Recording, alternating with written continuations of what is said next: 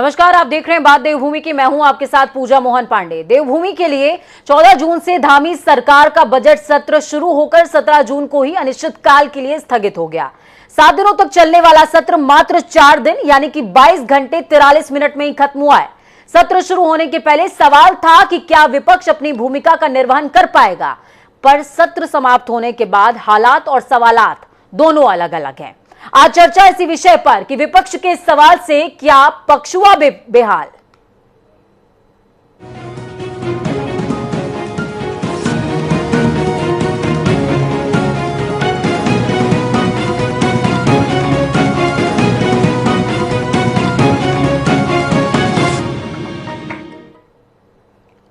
सत्र के आखिरी दिन भी विपक्ष ने सरकार पर आरोप लगाया कि सदन के अंदर मंत्री पूरे होमवर्क के साथ नहीं पहुंचे। 4 दिन की कार्रवाई में विपक्ष के एक भी सवाल का जवाब सरकार ठीक से दे नहीं पाई, जबकि विपक्ष ने गैरसैंण, चारधाम यात्रा, बिजली कटौती, जिला विकास प्राधिकरण और हल्द्वानी में प्रदर्शनकारियों पर हुए लाठीचार्ज तक को प्रमुखता से मुद्दा बनाया और उठाया भी। सदन की कार्यवाही के अंतिम दिन विपक्ष ने बेरोजगार युवाओं पर हुई लाठीचार्ज के मुद्दे पर सदन का वॉकआउट तक किया है। सरकार ने जो बजट पेश किया वो भी विपक्ष को रास नहीं आया। कई सवालों के जवाब मिले, कई सवालों से बचा गया, लेकिन इतना तो तय है कि सरकार के इस रवैये से जनता को जरूर क्षति पहुंची है। सदन चलना चाहिए था। चर्चा को आगे बढ़ाएंगे। हमारे साथ में कुछ मेहमान जुड़े हुए हैं। संजीव वर्मा जी हमारे साथ में अभी थोड़ी देर के बाद मौजूद होंगे। लखपत बुटोला जी हमारे साथ में मौजूद हैं। लखपत जी, बहुत स्वागत है आपका। राजनीतिक विशेषज्ञ के तौर पर राजेंद्र बिष्ट जी हमारे साथ में मौजूद हैं। और जैसा कि राजेंद्र जी से पहले ही मेरी क्षमा प्रार्थना रहती है कि मैं उनको आखिरी में जोड़ूंगी, क्योंकि वो इस चर्चा को एक दृष्टि देने का काम करते हैं। शुरुआत लखपत बुटोला जी के साथ में करूंगी। लखपत जी, जब शुरुआत हो रही थी, सत्र जब शुरू होने वाला था, तो हमने ही चर्चा करी थी इसी विषय को लेकर के कि क्या यशपाल आर्या के नेतृत्व को सभी स्वीकार करेंगे, क्या सदन के अंदर उतनी एकजुटता नजर आएगी क्या, लेकिन कांग्रेस उस पर खरी उतरी है। देखिए पूजा जी, आपको नमस्कार, आपके दर्शकों को नमस्कार। मैं एक बात कह सकता हूं, जिस तरह से पिछली बार भी मैंने कहा था कि जिस तरह की बातें कयास लगाए जा रहे हैं कि कांग्रेस सदन के अंदर होमवर्क करके नहीं आती है, कांग्रेस जनता के मुद्दों को नहीं उठाती, कांग्रेस में बिखराव है, एकजुटता है नहीं, ये मैं शुरू से कहते आए और पहले भी कहा है कि जनता के मुद्दों के लेकर के हम हमेशा खड़े रहे हैं और तन मन धन से खड़े रहे। आपने देखा हुआ सदन के अंदर जिस तरह से हमारे जो नौजवान विधायक है जो पहली बार चुन के आए, उन लोगों ने जिस हिसाब से और जिस जोश खरोश के साथ विधानसभा के अंदर जनता के प्रश्न उठाए हैं, उनके मुद्दे उठाए हैं, वो बहुत काबिले तारीफ है। और मैं बहुत बहुत धन्यवाद आपका देना चाहता हूं कि आपने इस ओर अपने चैनल के माध्यम से लोगों को जागरूक करने का काम किया है। ये आपसे एक बात कह सकता हूं कि कांग्रेस के प्रति एक जो छवि बनाने की कोशिश की जाती है, जो बार बार कहा जाता है कि कांग्रेस में बिखराव है, कांग्रेस में मन उठा, देखो मैंने पहले भी कहा है, मैं इसको इस बात को थोड़ा इतर कह सकता हूँ कि कांग्रेस एक बड़ी लोकतांत्रिक पार्टी है, 139 साल पुरानी पार्टी है, तो बातें रखने में हम बातें रखते हैं कई जगह, हमें डिक्टेटरशिप नहीं, अपने बातों को लेकर रखते और कई मुद्दों पे बेबाकी से रहते। तो इसका मतलब ये नहीं माना जा सकता है कि हमें किसी तरह का मनभेद है। आपस में लोकतंत्र में मतभेद होते, अपने अपने विचार होते, और कहा भी गया लोकतंत्र में 1 से भले 2, 2 से भले 3, 3 से भले 4, 4 से भले 5।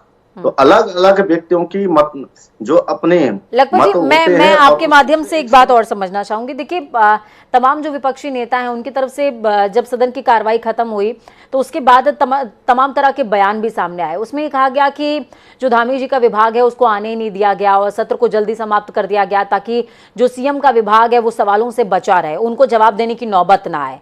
इससे आप कितना इत्तेफाक रखते हैं? जी जी जी पूजा जी, देखिए पहले तो बहुत ही दुर्भाग्यपूर्ण है, निंदनीय है। हम कह सकते हैं कि जो भाजपा चुनाव से पहले और पिछले 5 सालों से कह रही थी गैरसैंण में हमने बहुत काम कर दिया, गैरसैंण को हमने ग्रीष्मकालीन राजधानी बना दिया, गैरसैंण के अंदर 25,000 करोड़ का बजट का इन्वेस्टमेंट कर, वो अपने पहला सत्र गैरसैंण में नहीं कर पाए और इतने बेजूल और उल्टे सवालों के जवाब देते हैं कि चारधाम यात्रा चल रही इसलिए हम वहां पे सत्र नहीं चला रहे। ये चारधाम यात्रा तो हर बार उत्तराखंड के अंदर हर बार इसको चलना है, और जिस तरह से गैरसैंण के अंदर विधानसभा न करना, सत्र न चलाना, अपने आप में एक उत्तराखंड की जनमानस की भावनाओं पर कुठाराघात करना है। और उन लोगों को जो उम्मीदें, जो जनता ने इनको आशीर्वाद दिया, जो जनादेश दिया, उसका अपमान है। दूसरी बात, जिस बात को लेकर के आपने कहा है, मैं समझता हूं कि ये सत्र आप देखोगे जिस तरह से छोटा किया गया है, उसका कारण ये है कि सरकार के न विधायक न सरकार के मंत्री अपने विभाग की तैयारी करके नहीं आए। जिस तरह से आपने देखा, सतपाल महाराज जी पहले दिन सबसे दूसरे नंबर के मंत्री माने जाते सरकार में, मुख्यमंत्री के बाद उनको, और अनुभव और उम्र और अनुभव में देखा जाए सबसे तजुर्बा उनको है। अपने सवालों को लेकर के जिस तरह से वो इधर उधर की बातें करते रहे, मैं देखूंगा, जवाब दूंगा, आपको बाद में समझाओ, और एक सत्र के विधानसभा के अंदर आप कहते हैं कि आपको अलग से समझा दूंगा, अलग से बात कर लूंगा, इस तरह की बातें कहना मैं समझता हूं कि सत्र का भी अपमान है, अपने आप में अपमान है। जो लोग देखना और सुनना चाहते हैं मंत्री को, उनको भी निराशा हाथ लगी है। ठीक है, सरकार, लखपत जी हमारे साथ में संजीव जी भी जुड़ गए हैं, संजीव वर्मा जी जुड़ गए हैं। संजीव जी बहुत स्वागत है, हालांकि मैंने आपका नाम पहले इंट्रोड्यूस कर दिया था, बहुत स्वागत है आपका। सवाल सीधे तौर पर संजीव जी ये कि जिस दौरान सत्र की शुरुआत हो रही थी, हमारा सवाल था कि कांग्रेस क्या अपनी भूमिका निभा पाएगी, लेकिन सत्र खत्म होने के बाद ये सवाल उल्टा हो गया है कि क्या पक्ष ने अपनी भूमिका निभाई?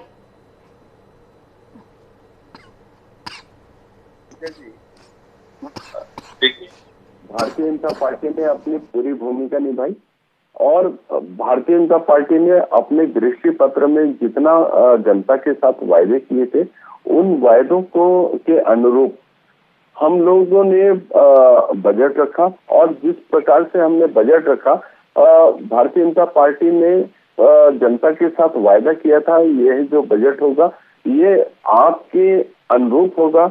इसके लिए हमने तमाम जनता से उनका वर्जन लिया, तमाम वर्गों से हमने उनकी राय ली और उनकी राय के आधार पर जैसा भी उन लोगों का जो भी एक दृष्टिकोण रहा, उसको हमने बजट के अंदर समाहित करने का प्रयास किया। और यह बजट एक संतुलित बजट है।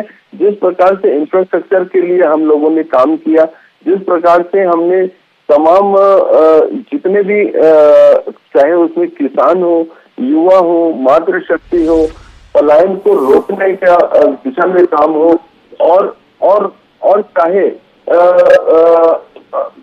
उत्तराखंड की बेहतरी के लिए हम लोग क्या काम कर सकते हैं, उत्तराखंड में हम विकास कैसे बढ़ा सकते हैं, उद्योगों का हम कैसे विस्तार दे सकते हैं, तमाम बातों का हम लोगों ने पूरी तरह से ध्यान दिया। कैसे हम विपक्ष तो कह रहा है, वर्मा जी, विपक्ष कह रहा है कि 35% फंड तो आप पेंशन और भत्ता देने में खर्च कर रहे हैं। पूजा जी देखिए, उत्तराखंड राज्य में हमारे जो आय के साधन है वो एक सीमित है और लगभग 15,000 करोड़ के आसपास का हमारे जो आय के रिसोर्सेज हैं उनसे हम लोग कमा पाते हैं अभी।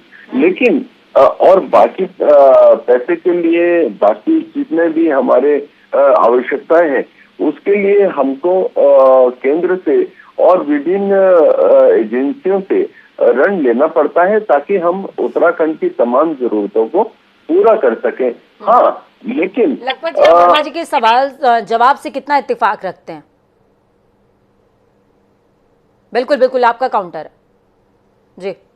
देखिए, एक चीज बताएं संजीव जी, कि आप कह रहे हैं कि हमारे पास सीमित संसाधन, आपने बढ़ाने के लिए 6 सालों में क्या किया? अपने आय के स्रोत बढ़ाने के लिए क्या क्या? घर घर आपने मोबाइल पे शराब की भेज दी, इससे आय के स्रोत बढ़ेंगे क्या? आप, मैं पूछना चाह रहा, आप नदियों के गला चीर दिया, उनकी छातियां फाड़ दी, क्या उससे खनन से आप क्या रेवेन्यू जनरेट करेंगे?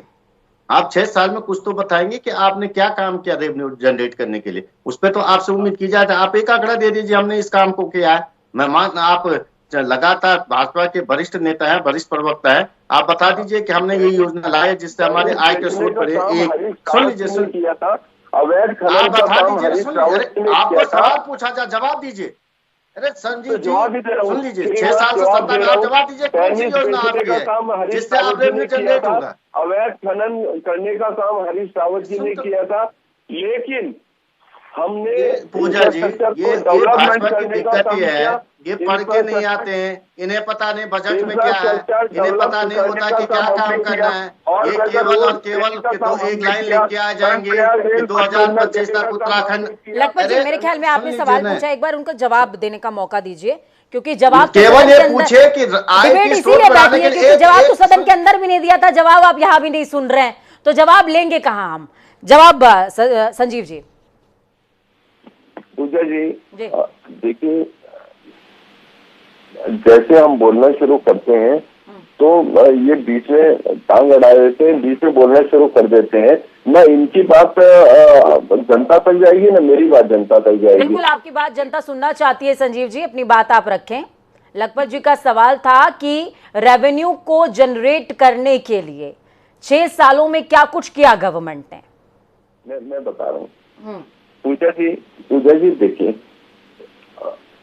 भारतीय जनता पार्टी की हमारी जो सरकार है, हमने जितने खर्चे हैं, खर्चों को कम करने का हम लोगों ने काम किया। साथ ही जो हमारे आय के स्रोत हैं उसको भी हम लोगों ने बढ़ाने का काम किया, जिसमें पन बिजली परियोजनाएं हैं, उनसे जितनी बिजली की खपत उत्तराखंड में होती है वो भी पूरी हो, और साथ में जितनी सरप्लस बिजली हमारे पास आए उसको हम अन्य राज्यों को बेचें, और जिससे हमारा एक रेवेन्यू भी जनरेट होगा। और लखपत जी मुस्कुरा रहे हैं, और सवाल संजीव जी मेरा भी है आपसे, व्यवसाय पढ़ा है क्या कभी? व्यवसाय में जब बच्चों को व्यवसाय पढ़ाया जाता है तो वहां सिखाया जाता है बेटा खर्चे कम नहीं करने हैं, निवेश बढ़ाना है। निवेश बढ़ाना है तभी रेवेन्यू जनरेट होगा, तभी असेट्स क्रिएट होंगे। आप कह रहे हैं हमने खर्चे कम कर लिए, इस तरीके से हमने जो है आमदनी बढ़ाई है राज्य की, तो ये तो कोई उत्तर नहीं हुआ मेरे ख्याल में। आप मुझसे बहुत वरिष्ठ हैं, आप मुझसे बहुत वरिष्ठ हैं, बहुत अनुभवी हैं आप, और आपने मेरे ख्याल में ज्यादा चीजें देखी होंगी, ज्यादा चीजें समझी होंगी, तो जितना मैं बोल रही हूँ वो तो वो आपका अनुभव होगा। पूजा जी बोलने देंगे तो मैं आपको बिल्कुल अपनी बात आप साझा करें।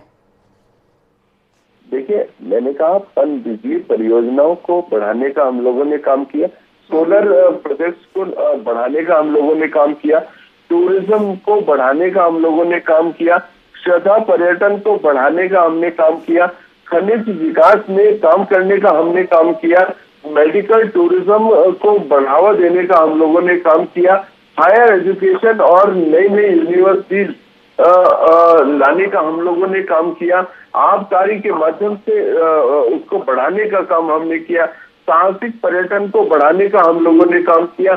तो ये तमाम इस प्रकार के साधन है जिनके माध्यम से हम अपने आय के रिसोर्सेज को और ज्यादा बढ़ा सकते हैं, जिसकी वजह से जितना जो हमारा खर्च है, जो जिसकी पूर्ति के लिए हमको कई बार केंद्र के सामने केंद्र से हमको लोन लेना पड़ता है या अन्य रिसोर्सेज से। ठीक है लखपत जी, संजीव जी आपको जनता ने सुना। राजेंद्र जी का रुख करेंगे। राजेंद्र जी से दृष्टि लेना बेहद ज्यादा जरूरी है, जनता समझे कि इस चर्चा का आखिरकार जिस्ट क्या निकला। राजेंद्र जी, आपने संजीव जी को भी सुना, लखपत बुटोला जी को भी सुना, कांग्रेस और बीजेपी दोनों का पक्ष सुना। सदन में तमाम जितने प्रश्न प्रस्तावित थे, कितनों के जवाब मिले, ये भी मैंने आपको बताने की कोशिश करी है। आपको क्या नजर आ रहा है? क्या सरकार भागती नजर आई विधानसभा की कार्रवाई के दौरान, या विपक्ष उतनी बेहतर तरीके से घेर नहीं पाया? चलिए राजेंद्र जी से मैं संपर्क करूंगी। लखपत जी अपनी बात आप पूरी कर लें तब तक। पूजा जी, मैं इन्हीं बातों को लेकर कह रहा हूं। आपने देखा होगा, जिस तरह से आपने भी कहा, लगातार मीडिया के माध्यम से आया कि जितने आज हमारे देखिए बहुत चाहे नेता प्रतिपक्ष, उपनेता प्रतिपक्ष हो, चाहे अनुपमा रावत जी हो, चाहे सुमित इजरेश जी हो, उन लोगों ने जिस तरह से पहली बार विधानसभा में जाकर के सवाल उठाए, उन लोगों को उम्मीदें थी कि जिस तरह से कैबिनेट मंत्री 2-3 बार के सीनियर लोग हैं, उनके सवालों को जवाब देंगे, जनता से जुड़े मुद्दों पर। सरकार के विधायक मंत्री सारी चीजों से भटकते हुए नजर आए, 1/3 सवालों के जवाब नहीं दे पाए। विधानसभा के अंदर पहले सवालों की सूची चले जाती, विधायक उसके अंदर आप जानते हैं कि मंत्री पहले तैयारी करते, विभाग पहले उनसे सारी की सारी तैयारी करके आंकड़े और डेटा के साथ सारे के सारे लेकर आते, ताकि जो जनता की आवाज प्रतिपक्ष के विधायक के द्वारा उठाए जा रहे उसके प्रदेश के सारे लोग सुने और जाने के बाद सरकार क्या काम करे उसको लेके जवाब देने के बजाय आप बचते रहे। आप ये जवाब दे रहे कि हम आपको अलग से समझा देंगे, आप हमारे घर पे आ जाएंगे। विधानसभा के अंदर उठे हुए सवालों पे ये पहली बार सुना जा रहा है कि आप घर में आइए, आपको समझा देंगे, आपको बता देंगे अलग से। ये जो बातें कहने का काम किया जाए, तो इनके जब विधायक और मंत्री इस तरह की बातें कह सकते हैं, तो इनके प्रवक्ताओं से क्या उम्मीद की जा सकती, जो कह रहे हैं कि एक सवाल के चार सप्लीमेंट्री सवाल लगा देते हैं। ये कोई बात नहीं। मैं ये जरूर कह सकता हूँ कि सरकार इस समय बहुत अधूरी तैयारी में था। मुख्यमंत्री को बचाने का काम किया गया। मुख्यमंत्री जी का चेहरा और उनकी नीति नियत की पोल न खुल जाए, इसको लेकर के भाजपा ने सत्र को जिसने नहीं दिया, लगभग 18-20 घंटा मात्र विधानसभा चला है। ये मुझे लगता है सबसे कम समय के सत्रों में से एक है। और गैरसैंण सत्र नहीं चलाना एक बहुत दुखद बात है। हमने तो गैरसैंण के अंदर भी धरना दिया। ये सरकार कहती थी गैरसैंण, यहाँ हमने गैरसैंण को ग्रीष्मकालीन राजधानी बनाने का काम किया और आपने वहां पे सत्र आहूत नहीं किया। ये बहुत दुखद बात है। और वहाँ का जो इंफ्रास्ट्रक्चर जो कांग्रेस संजीव जी मैं आपसे समझना चाहूंगी, देखिए गैरसैंण का मुद्दा बार बार उठता रहा। धामी सरकार के बनते ही सबसे पहले सवाल यही था कि गैरसैंण को क्या ग्रीष्मकालीन राजधानी के तौर पर घोषित किया जाएगा, क्या सत्र ग्रीष्मकालीन वहां पर चलाया जाएगा। इस बार फिर वैसा ही हुआ। गैरसैंण से उम्मीदें थी सबको कि गैरसैंण में सत्र चलाया जाएगा, लेकिन वो नहीं हो पाया। इससे सिर्फ विपक्ष ही नहीं, विपक्ष के लिए ये एक मुद्दा नहीं था, जनता के लिए उनकी भावनाएं भी जुड़ी हुई थी गैरसैंण के साथ में। ये आप समझते हैं मेरे ख्याल में? पूजा जी देखिए, उत्तराखंड राज्य भारतीय जनता पार्टी ने बनाया। उत्तराखंड को विशेष राज्य का दर्जा भारतीय जनता पार्टी ने दिया और औद्योगिक पैकेज 1000 करोड़ का भारतीय जनता पार्टी ने दिया। कांग्रेस पार्टी ने औद्योगिक पैकेज को छीनने का काम किया, विशेष राज्य के दर्जे को छीनने का काम किया 2007-8 में। और साथ ही इसके बाद बात आती है गैरसैंण की। तो गैरसैंण को अपने जो हमारा पिछला संकल्प पत्र था, संकल्प पत्र में 2017 में हमने जनता के साथ वायदा किया था कि हम सत्ता में आएंगे तो गैरसैंण को ग्रीष्मकालीन राजधानी का दर्जा देंगे। और हमने ग्रीष्मकालीन राजधानी बनाकर ग्रीष्मकालीन राजधानी की घोषणा करने का काम भारतीय जनता पार्टी ने किया। वहां पर 25,000 करोड़ का इंफ्रास्ट्रक्चर का डेवलपमेंट का एक कॉर्पस फंड बनाने का काम भारतीय जनता पार्टी ने किया। और आगे भी उसका जितना विकास होना है, संवर्धन होना है, वो भी भारतीय जनता पार्टी ही करेगी। कांग्रेस केवल और केवल राजनीति करने का काम कर रही है, झूठ बोलने का काम कर रही है।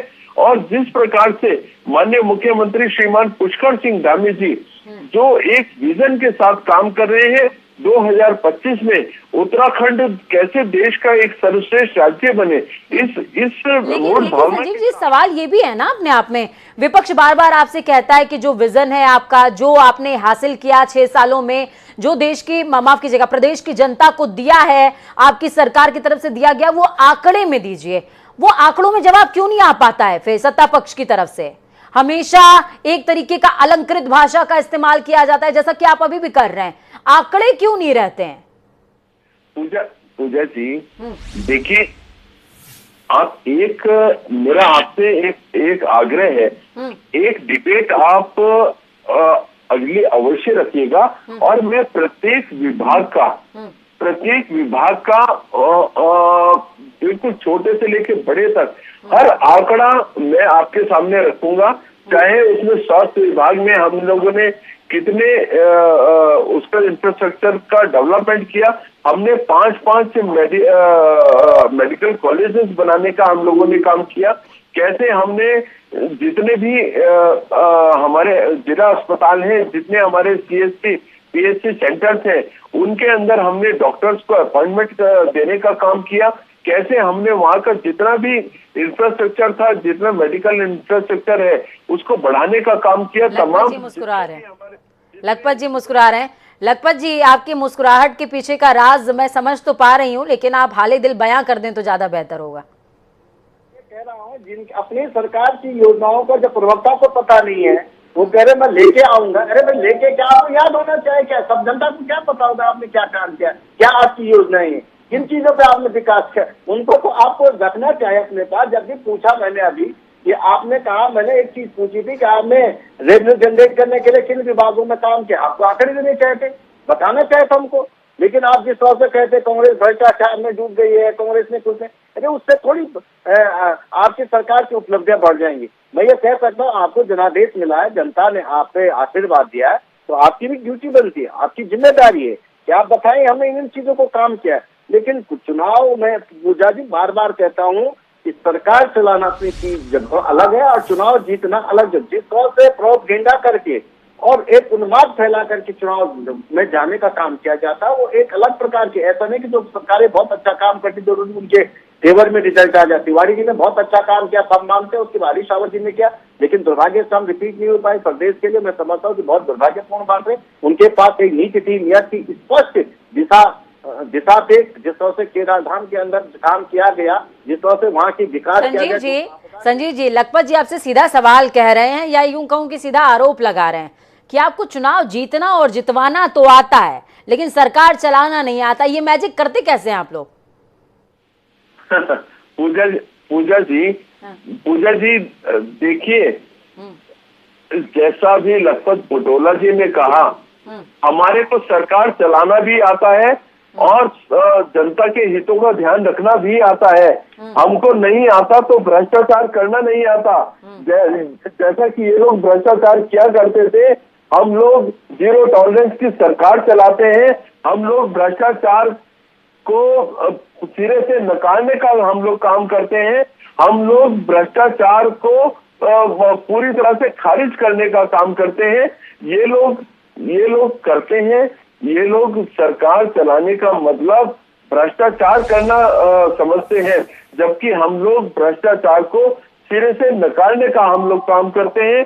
हम जीरो टॉलरेंस की सरकार देने का काम करते हैं। हम डीबीटी के माध्यम से 1 रुपया जब सरकार से चलता है तो 1 रुपया सीधा लाभार्थी के। संजीव जी, सीधा एक सवाल मैं आपसे पूछना चाहूंगी, बहुत देर से ये सवाल मैं पूछना चाह रही थी। अच्छा, क्या हुआ, क्या वजह रही कि ये 7 दिनों का सत्र 4 दिनों में खत्म हो गया? 22 घंटे कुछ मिनट 43 मिनट ये सदन चला। इसको क्या आप मतलब थोड़ा सा दृष्टि दे पाएंगे क्या इसके कि क्या विषय रहा कि 7 दिनों का सत्र 4 दिनों में खत्म करना पड़ा?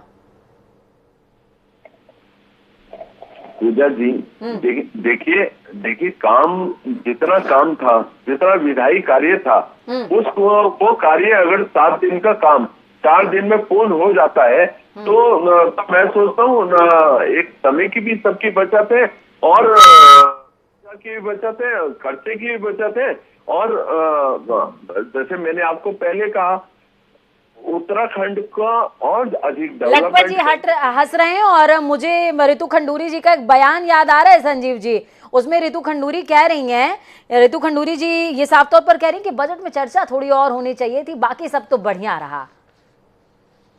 इन्हें सत्र चलाना खर्चा लगता है। अरे सत्र मत चलाइए, खर्चा बढ़ जाएगा। किस तरह की बात से कह रहे हैं वर्मा जी आप कि विधानसभा सत्र चलने से खर्चा बढ़ता है? मत चलाए ना। किसने कहा सत्र चलाए? एक दिन में बजट पढ़ लीजिए, छुट्टी पा लीजिए। ये रेवेन्यू जनरेट करने के बजाय सब कुछ छोटा करेंगे। जनता के प्रश्न उठाए जाते वहाँ, प्रदेश के मुद्दों को लेकर सवाल उठाए जाते। सत्र लंबा चलना, प्रदेश आपकी सरकार की क्या तैयारी है? आपकी सरकार की पोल पट्टी न खुल जाए, मुख्यमंत्री की पोल पट्टी न खुल जाए, आपके घोटाले न खुल जाए, आपके भ्रष्टाचार न खुल जाए। सत्र को छोटा कर दीजिए। पिछली बार आपने जिस तरह से लगातार आप देख रहे कोरोना के समय से लेकर कोरोना का बहाना बना करके जिस तरह से सत्रों को छोटा करने का काम किया, ये लोकतंत्र के लिए दुर्भाग्यपूर्ण है। जिस सदन की इतनी बड़ी मर्यादा हो, उस सत्र के लिए आप कह रहे हैं कि सत्र न चलाया जाए। प्रधानमंत्री जी को चिट्ठी दीजिएगा। लोकसभा क्यों चलाए जा रही है? उन्हें तुरंत चिट्ठी लीजिए। आप जैसे समझदार लोग होने चाहिए, कहिए कि लोकसभा और राज्यसभा मत चलाए। वो राज्यसभा के लोगों को क्यों नामित कर रहे हैं आप? क्यों उनको बिना बात के उन पे खर्चा किया जाए? राज्यसभा खत्म कर दीजिए, आप लोकसभा से काम चलेगा, उसका भी सत्र में चलाए। 1 दिन का सत्र चलाए, चिट्ठी पाए। इस तरह के जवाब दिए जा रहे हैं। संजीव जी आपका काउंटर। संजीव जी आपका काउंटर। पूजा जी देखिए, मैंने कहा उत्तराखंड का यदि हमें विकास करना है, उत्तराखंड का हमें डेवलपमेंट करना है, तो हमें अपने आय के रिसोर्सेज को बढ़ाना होगा और जिसके लिए सरकार पूरी तरह से कर संकल्पित है और सरकार लगातार काम कर रही है। सरकार पूरी तरह से आय के नए रिसोर्सेज को डेवलप। दोनों बहुत ही समझदारी के साथ में आपने बेहतर प्रवक्ता होने की भूमिका निभाई और घुमा दिया सवाल कि मैंने सवाल आपसे लखपत जी ने पूछा कि किसी भी राज्य का जो विधानसभा सत्र है वो जितना लंबा चलता है वो सरकार की पराकाष्ठा, उसकी निपुणता को प्रदर्शित करता है। सवाल ये था, आपने कहा कि हम प्रदेश के विकास के लिए काम कर रहे हैं, वही रटा रटाया सा एक लाइन।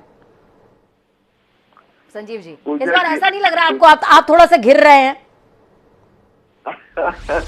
पूजा जी सोच आपकी हो सकती है, मेरी नहीं। हाँ। ये सोच आपकी हो सकती है, मेरी नहीं। हम लोग धरातल पे काम कर रहे हैं, हम विकास को डिलीवर करने का काम कर रहे हैं। जनता हमसे खुश है, जनता हमारे कामों से खुश है। इसी करके जनता ने माननीय मुख्यमंत्री श्रीमान पुष्कर सिंह धामी जी के नेतृत्व में एक दोबारा से सरकार बनाने का जनता ने काम किया, उनको आशीर्वाद देने का काम किया। 47 सीटों के एक प्रचंड बहुमत से दोबारा से उत्तराखंड में भारतीय जनता पार्टी की सरकार बनी है। ये इसके लिए कांग्रेस का सर्टिफिकेट की हमको आवश्यकता नहीं है, और इसके लिए हमको आवश्यकता है तो जनता से सर्टिफिकेट लेने की आवश्यकता है, और जनता ने अपना सर्टिफिकेट दे दिया है। जनता ने अपनी सहमति की मुहर लगा दी है कि भारतीय जनता पार्टी के द्वारा किए गए कार्यों से हम पूरी तरह से सहमत हैं, और जो बची कुछ कसर थी वो अभी जो वर्तमान में लखपत जी मैं आपके पास आऊंगी, लेकिन इसके बाद मैं राजेंद्र जी के पास जाऊंगी। बहुत समय से उनको मैंने होल्ड पे रखा हुआ है। जी संजीव जी अपनी बात आप पूरी कर लें।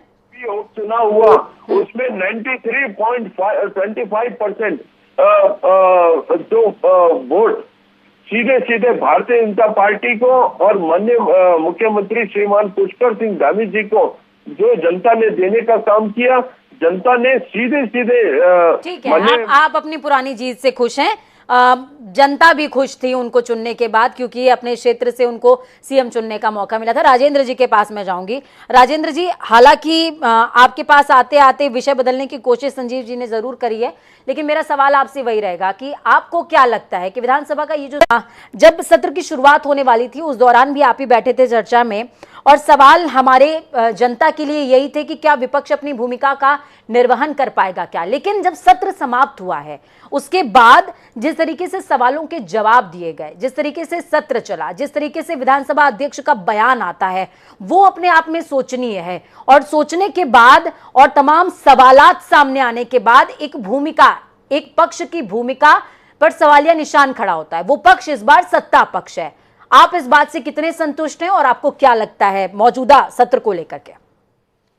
पूजा जी, अगर हम पूरा बजट सत्र देखें उत्तराखंड राज्य का, तो जहाँ पे इसके दो कंपोनेंट थे। पहला कंपोनेंट ये था कि बजट जो है किस तरह का आएगा और बजट किस तरह से पेश किया गया। फिर उस पे बजट जो विभाग और किस तरह से जो है बजट के बारे में डिस्कशन होना था वो डिस्कशन हुआ। लेकिन अगर आप ये देखिए पूरा सत्र जो है करीबन 7 दिन इसमें चलना था और 4 दिन में खत्म हो गया। लेकिन जहाँ तक बजट की बात थी, बजट के कुछ, जैसे हमने पिछली बार बात करी थी कि बजट में जो भी मतलब बजट आया है वो एक बहुत अच्छा बजट आया है, लोक लुभावन बजट आया था। लेकिन उसमें जो बात पीछे रहेगी कि वो कैसे रेवेन्यू जनरेशन होगा, किस तरह से रेवेन्यू जनरेशन होगा। जो 65,777 करोड़ का बजट करीबन है, उसमें अगर आप देखेंगे तो बजट जो है क्या कहते हैं बोरोइंग का बजट है 12,000 करोड़ से ऊपर का, प्लस उसमें जो है फिजिकल डेफिसिट वाला बजट है। तो दो कंपोनेंट ये है। तो बजट कहीं ना कहीं मतलब एक खुश रखने के लिए किया गया, उसमें उसको काफी उसके जो है पॉइंट्स को छुआ गया। बजट का प्लस पॉइंट है, बट नेगेटिव पॉइंट ये है कि रेवेन्यू जनरेशन वाला पॉइंट पहली चीज। लेकिन अगर आप ये देखें कि पूरे बजट सेशन में हुआ क्या 4 दिनों में, 4 दिनों में जब बजट शुरुआत हुई तो बजट की शुरुआत बहुत अच्छी तरीके से हुई।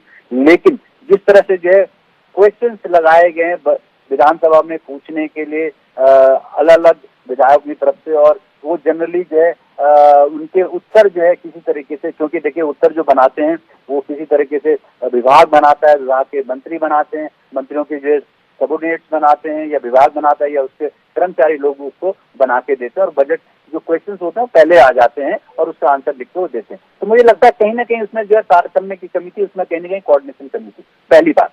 दूसरा, अगर आप बजट में देखेंगे कि उस बीच आंगनबाड़ियों का जो है प्रॉब्लम आ गई, बीच में अग्निवीर का वो आ गया, यूरिया का मामला आ गया, उसके बाद अगर बिजली, अगर आप डेफिसिट की बात करें तो बिजली का जो है कटौती की बात होगी। तो ये जो मुद्दे बीच में अचानक जो है 4-5 दिन के अंदर आ गए, उसमें जो है कहीं ना कहीं जो है सरकार जो है वो गिरती नजर आई, और जो विपक्ष था विपक्ष एकजुट होता नजर आया। और उनकी परफॉर्मेंस अगर आप देखेंगे तो परफॉर्मेंस कहीं ना कहीं विपक्षी जो हमें लग रहा था कि यशपाल आर्य क्या अपने साथ एकजुट रखेंगे, किस तरह वो अपना जो है आक्रामक रूप रखेंगे। तो ये अगर हम ये देखेंगे बजट जो सेशन जो है हुआ तो जो है पक्ष की तरफ से तो बहुत अच्छा चला, लेकिन आते आते कहीं विपक्ष से हावी होता रहा, ये बात है। और अगर आप ये देखें जहाँ तक जो रितु खंडूड़ी महोदया का और माननीय का जो सवाल है, उन्होंने बहुत अच्छा बजट सेशन चलाया। लेकिन उन्होंने एक बहुत अच्छी भूमिका निभाई एज ए क्लास टीचर की, और उन्होंने सबको बैलेंस रखा। तो मुझे लगता है कहीं ना कहीं जब विपक्ष अपने मुद्दों को उठाने में सफल रहा, और जो ये मुद्दे अचानक बीच में आ गए, उससे जो है विपक्ष को जो है एक प्लस मिला। बिल्कुल, और इसी के साथ में अब विपक्ष की जिम्मेदारी भी है कि सदन की एकजुटता को बाहर भी एकजुटता में तब्दील कर पाएं। बहुत शुक्रिया आप तीनों का ये हमारे साथ चर्चा में शामिल होने के लिए, इस चर्चा को बेहद खास बनाने के लिए। तो आपने देखा, सुना और समझा, विधानसभा सत्र, बजट सत्र आपके लिए शुरू हुआ था, अनिश्चितकाल के लिए स्थगित हो गया है। 7 दिनों का सत्र 4 दिनों में खत्म हुआ। सत्ता पक्ष के जवाब आपने सुने, विपक्ष के सवाल आपने सुने, और सवालों के जवाब भी आपने सुने हैं। लेकिन सबसे बड़ी बात ये कि जो चर्चा शुरू हुई थी विपक्ष की भूमिका के साथ, वो सत्ता पक्ष की जवाबदारी के साथ खत्म हुई है। वो जवाबदारी कितनी जवाबदारी की तरह रही, जिम्मेदारी की तरह रही, और कितनी लापरवाही में तब्दील हो गई, ये बड़ा विषय है। निर्णय आपको करना है। वक्त छोटे से ब्रेक का। ब्रेक के उस पार खबरों का सफर लगातार जारी रहेगा। बने रहिए जनता टीवी के साथ, क्योंकि हमें आपकी ताकत। अपना और अपनों का बहुत ख्याल रखें। नमस्कार।